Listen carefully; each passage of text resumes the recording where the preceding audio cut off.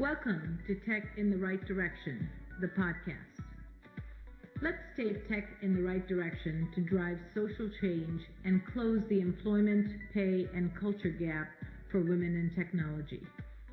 This podcast is focused on helping turn ideas into action to create opportunities for women to advance in the dynamic technology industry. I hope this podcast will inspire and motivate you to encourage more women and girls to seek or grow a career as a woman in technology. Stories about the journey of amazing women in this tech field starts right now. Welcome to Tech in the Right Direction, the podcast. This week, I will be speaking with Azra Nadeem. Azra is the first female Pakistani venture capitalist and a global speaker. Azra began her entrepreneurial journey working on product and market development for startups in the Middle East, North Africa, and Southeast Asia. Today, she is co-founder of Opus AI, a streaming platform powered by proprietary tech that turns plain text into movies and playable 3D worlds in real time. She is also president and investor at Draper University, a pre-accelerator where she leads the startup and investor education programs. Azra is a highly sought-after speaker and knowledgeable investor. She is especially passionate about AI and the future of entertainment. Welcome to the show, Azra. I'm so excited to have you. Thank you for having me. This is exciting. So let's get started. So Azra, you're the first female Pakistani venture capitalist and a global speaker. Can you share with us your journey and how you got to where you are? Happy to. So I grew up in Pakistan, and the best way to explain where I come from is how my dad says it. He always says, I had two options. I could either educate my daughters or buy fancy cars. And we're all glad that he decided not to buy fancy cars. So I'm the first girl in my family who went to college, and very early on, I've been adamant on figuring out how I can be my own person. And I got introduced to computers and technology early on in life. And for me, being independent, or this idea of freedom, is very tied with financial freedom. So for me, it's always been about figuring out how can I compound my time, how can I compound my resources, and also the little money that I have in order to really have a greater impact, not only on my own life, but of those around me. So that being said, my first company that I worked with was a startup. I had no idea what a startup was. I had no idea what a product manager was, but I was the fourth employee, and I was like, all right, this is what our customers are saying. This is what we should be building. And from there on, we ended up raising venture capital, and that was my first introduction to VC. And we don't really talk about financial literacy. We don't talk about how do you get rich. Like in our culture, that's not something that you do at all. So for me, it's always been about figuring out, okay, how is this going to happen? What's the next step? So for me, a lot of it started just very early on investing my own money, whatever little money I had, into other people who were doing projects or other people who were building companies, stock market and compounding, building a portfolio. And from there, once I moved to North America, I just connected with the guy who had invested in the startup that I first started working at. And it just was things worked out, fell in place, and I landed in venture capital. That is awesome. You were a deep thinker very early on in your life. That's awesome. So you're the co-founder of Opus AI, which is a streaming platform, and it's powered by proprietary tech, and it turns plain text into movies and playable worlds in real time, 3D worlds. Tell us more about your company and how it helps customers. Definitely. So, as exciting as venture capital is, it's not very exciting to be managing other people's money. And for me, what I love doing is solving hard problems. And one of the hardest problems, or I love literature, I love watching movies, I love playing games. And for me, one of the things that I've been noticing over the last 10, 15 years is this like spiral, downward spiral into the content that is being generated for us and around us. And a lot of it has to do with the fact that the tools for this content that we have not really evolved as much. So it's extremely, if you want to build a game today, it's extremely difficult to do that. If you want to if you want to produce a movie that has a lot of CGI or anything, it's extremely expensive to do that. So what Opus does is we're building a technology that as you're writing text, it uses artificial intelligence, machine learning to extract the features of that text and then build those 3D assets in 3D worlds. And what that does is essentially opens up an entire new market for people who like writing or people who like telling stories or cultures that have extremely rich stories. It opens up a market for us to take those stories and start building short films, serialized content, or even movies out of it. How fascinating. How did you come up with this idea of building an AI company? So, like I said, I've always been very interested in what technology can do for humanity as a whole. And we started by building a game for ourselves. We're like, okay, you know what? We want to build a game where the content generates in real time and it has more new challenges and options to play that are being generated based on my taste. And obviously, that was not possible. This was 6 years ago. It wasn't possible. The technology wasn't there. And then we moved to the Valley. My co-founder started working on a Draper project. I started working in venture capital. It was something that we kept hammering at. And obviously, in the last 5 or 6 years, there's been a lot of advancements in neural networks. There's been a lot of advancements in AI in general. And it's still very early in what we're doing. So it's not a solved problem. It's frontier tech. There's a lot of things that we need to figure out how to do, how to automate, if this is even possible. But one of the things that we've proven is that it's a lot of work, but it can work. So that's kind of how we started. That's great. Well, venture capitalist, a founder of an AI company, you're also president and investor at Draper University, which is a pre-accelerator where you lead startup and investor education programs. So can you share a little bit about the programs you lead? Sure. So these programs are very tied to the venture capital job that I have, and it's a pre-accelerator. We bring in early stage companies from all over the world, and then we work with them. Before COVID, we had them on our campus in San Mateo for 5 weeks. And now we have online programs that really help us connect with people very, very early, help them connect with talent and capital in Silicon Valley, and then invest in them as we go. That's amazing. So the programs really teach them to get from startup to growth, and you provide the education and obviously the resources and capital for them to get there. Is that accurate?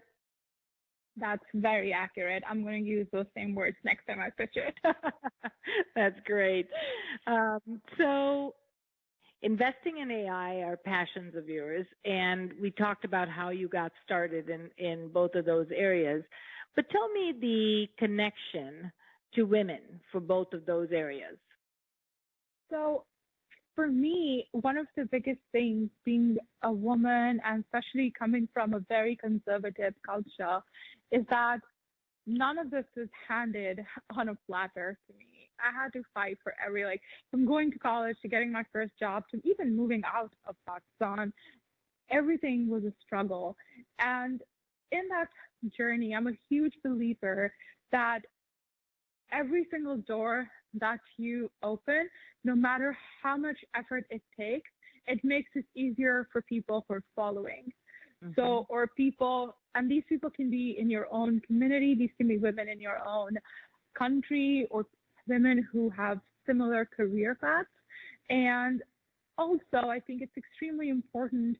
So, even today, when you look at careers of women, they are working 50 to 100 times harder, getting paid less, and the amount of risk that we take with our time and our money is not as high because we have not built in safety blankets, we've not built in risk tolerance, anything into our lives.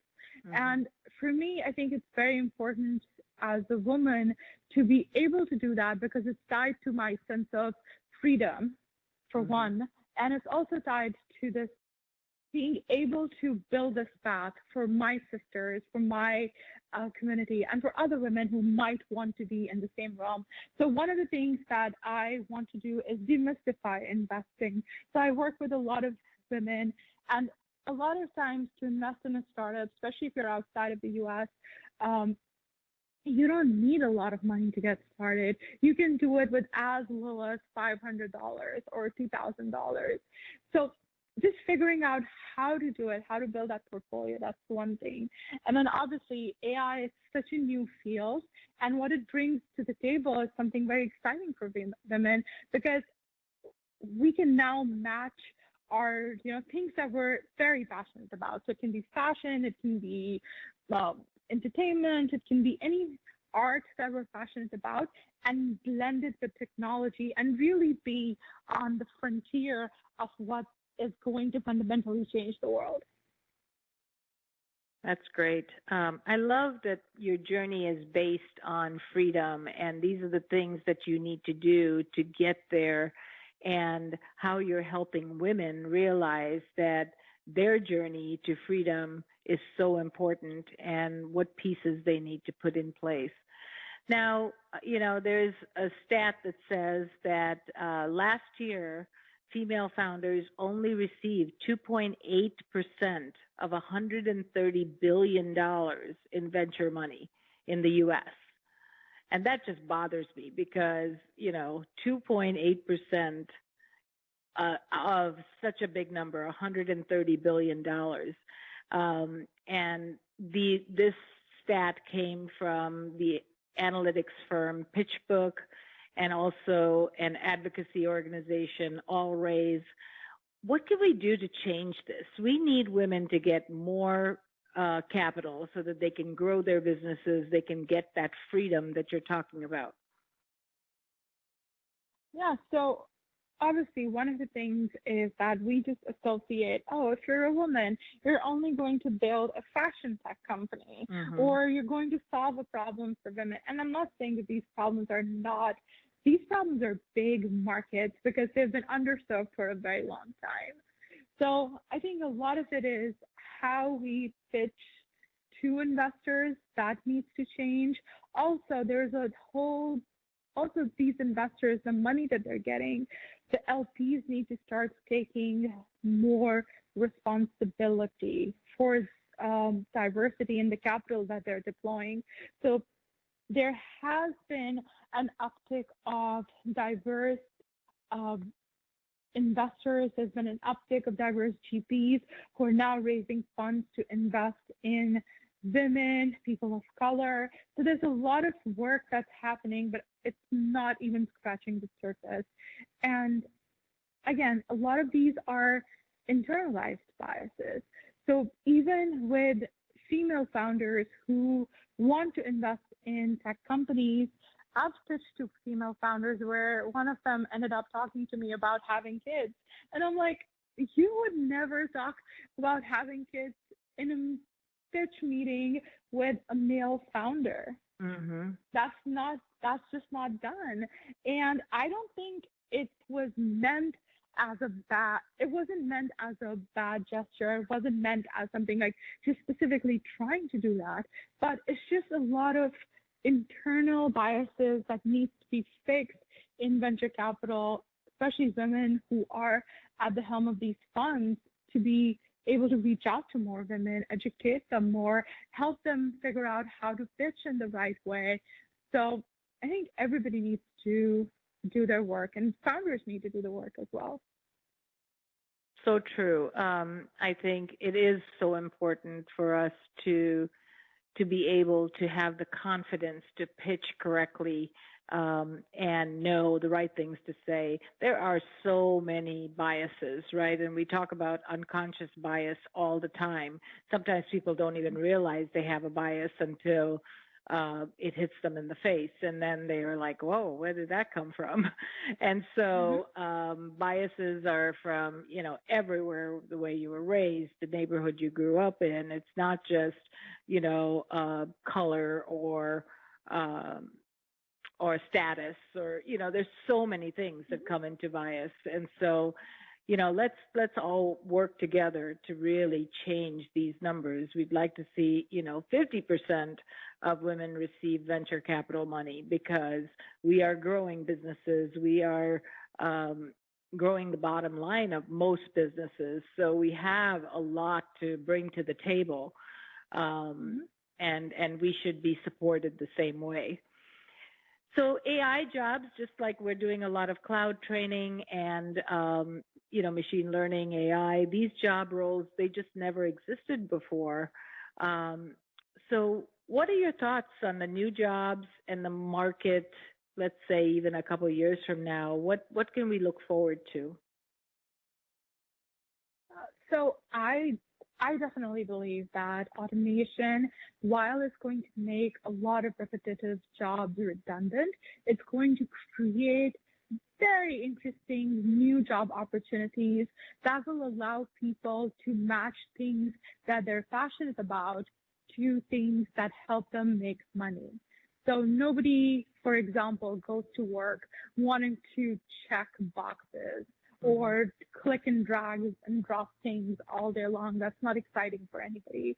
So what AI really enables us to do is it automates the redundant work, so we can really tap into something that's very unique to humans, which is creativity. And a lot more creative jobs, I think, are going to be created because of this. A lot more, just like internet has created so many opportunities, so many platforms have been built on top of it, so many secondary markets have come up. I think with AI and a lot of operations and repetitive tasks getting automated, we'll see a lot more new jobs come up in the market. And like I said before, it's a great opportunity for people to learn a new skill, but a new skill that's tied directly with things that they're passionate about. And that's great, because it'll give them so much more job satisfaction. Like you said, the redundancy, the, checking boxes and checking, making sure you do the same thing every day. Those mundane tasks are going to be done through AI and machine learning, and then really bring your creativity, bring your energy to solving other problems. So I love that. And I think, we look forward to those types of jobs coming out more and more. So this has been so enlightening and so great. Can you kind of share some advice that you have for women who want to get into technology, or maybe even want to start a business in technology? Because you've started out and you did it the hard way and really have become very successful. So what advice could you give other women? My advice is to, and this is coming from, I never liked asking for help. And one of the things I've learned over a period of time is that there's a lot of people out there who are willing to help if you just A, ask, and B, ask the right questions. So ask. Just, if there is something that you want to start, go ahead and start it. And things that you're not really sure about how to do, reach out to other people who are experts in that field with specific questions, and you'll be surprised by how many people are willing to raise their hand and help. So, and on that note, if somebody wants to reach out to me, I'm always happy to help people who are either starting a career or in tech, or are looking to figure out how to start investing their money. That's awesome. That's so great, and thank you for that offer for our listeners. So, if listeners wanted to get a hold of you, what would be the best way for them to do so? So you can reach out to me. You can go to my website. It's asranadeem.com, and you can reach out to me through that. Or if you see me on any social media platforms, just message me there. I reply to all the messages that I get. That's awesome. I did listen to your TED Talk, and I just absolutely loved it. So I would also encourage our listeners to listen to Azra's TED Talk if you get a chance.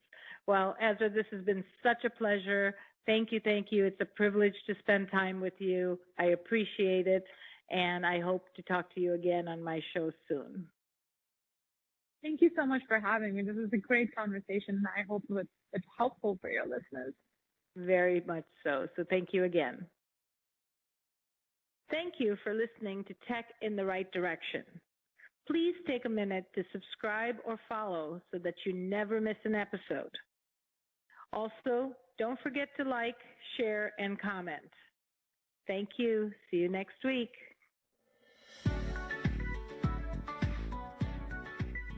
As your organization continues to embrace and adopt new technologies, does your team have the skills required to make the most of your investments? Directions Training offers IT professional and end-user training for the most popular solutions today, including Microsoft 365, Azure, AWS, Cisco, Citrix, VMware, and much more. Our flexible delivery methods and full customized offerings make sure that you get the training you need just the way you need it. In person, virtual, on demand, or through a blended approach. Success is a journey. Ask for directions. Visit us at www.directionstraining.com for more information today.